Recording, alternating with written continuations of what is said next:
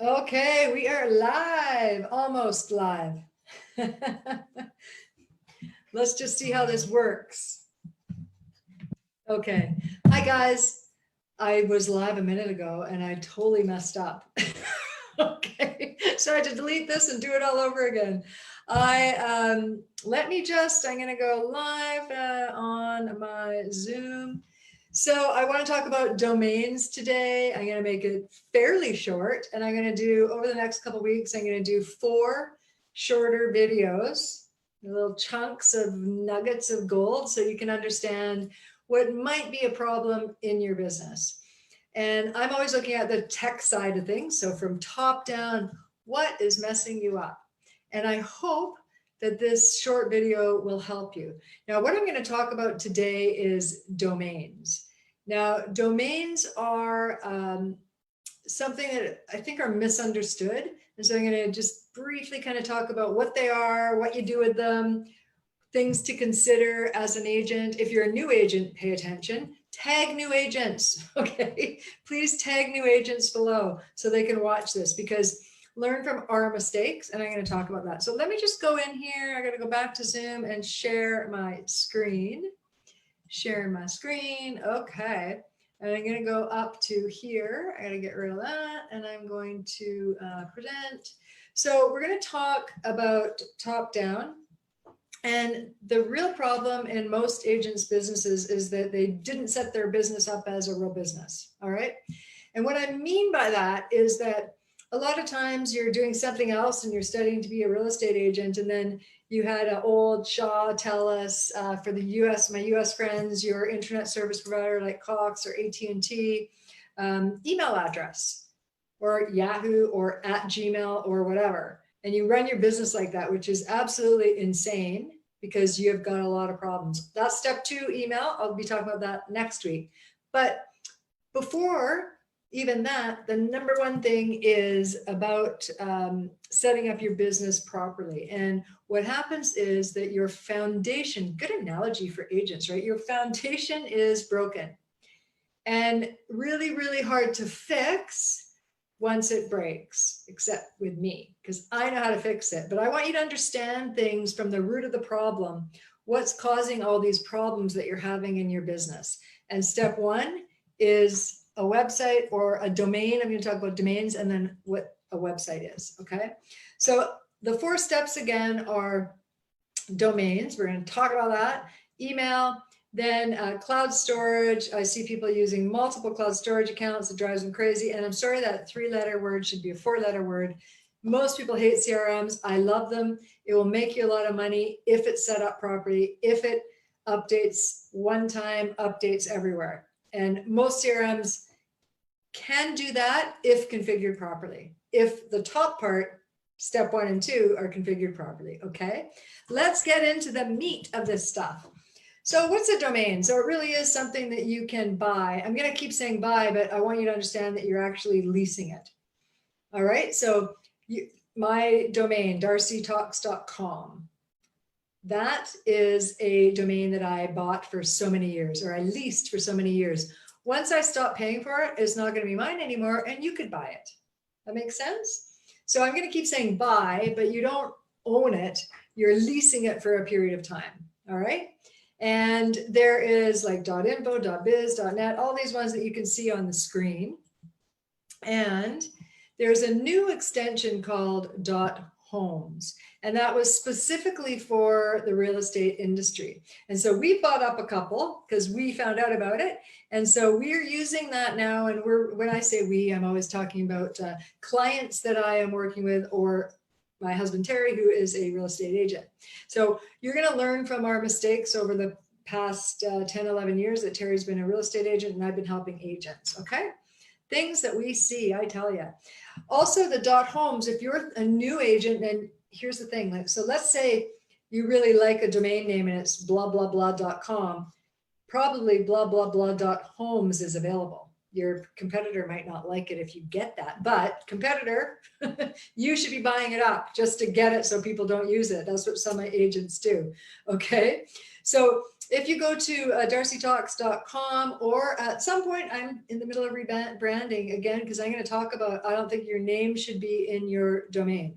So my new domain is now Agent Tech Mastery. Easier to spell, easier to understand, right? And so I want you to understand this part. So right now though, darcitalks.com, go to approved agent apps. And if you want to buy the .homes extension, it is an American company.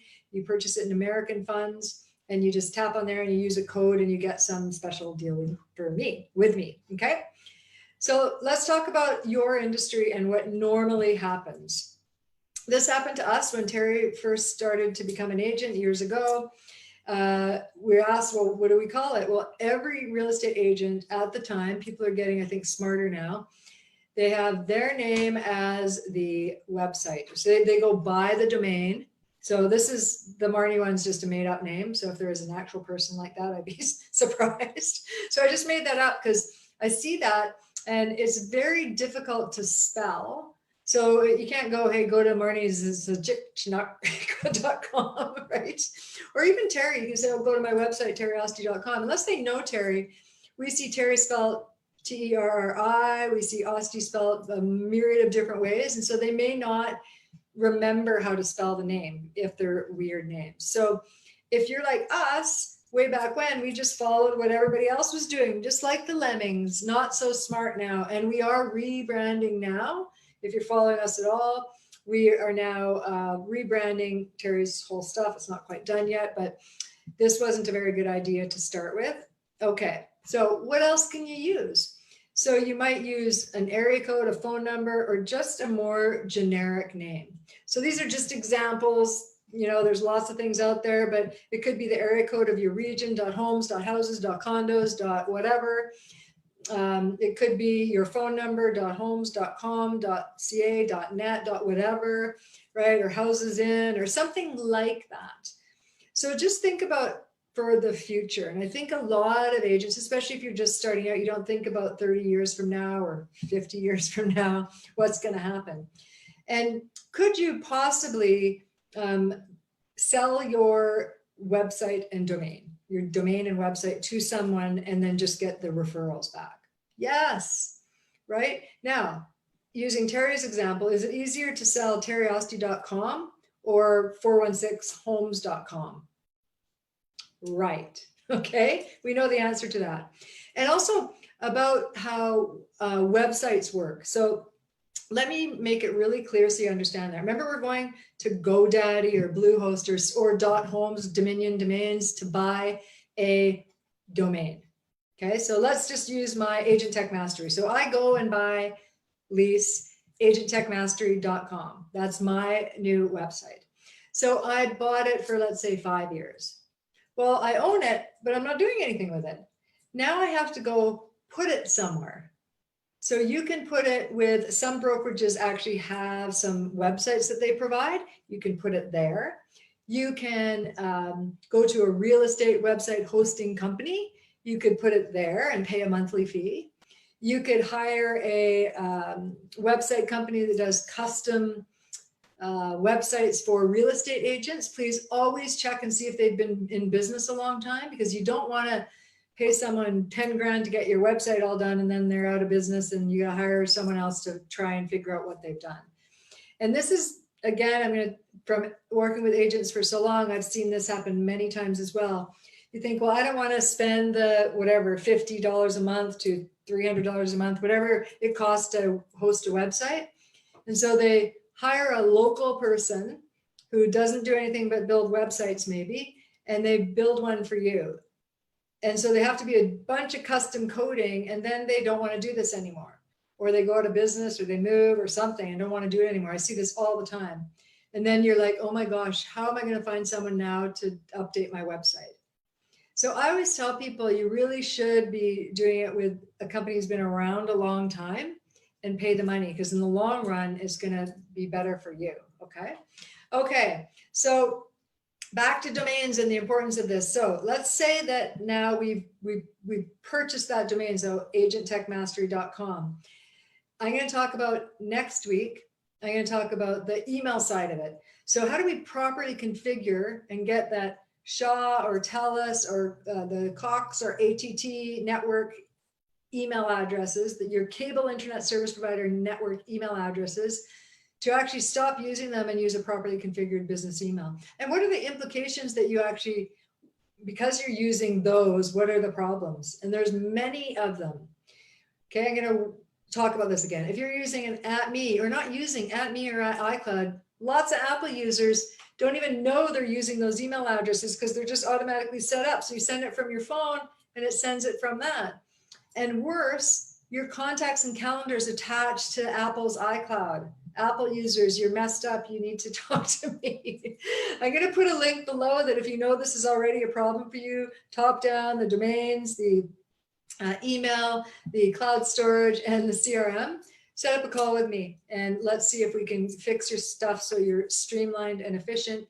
And the CRM side, here's the thing. Again, I don't even talk about CRMs until all this other stuff is fixed, because in a good CRM, we flip a switch and I update my CRM contact and updates everywhere else that I would touch. I go to my phone, it's updated. I update a contact on my phone, it updates everywhere, including the CRM.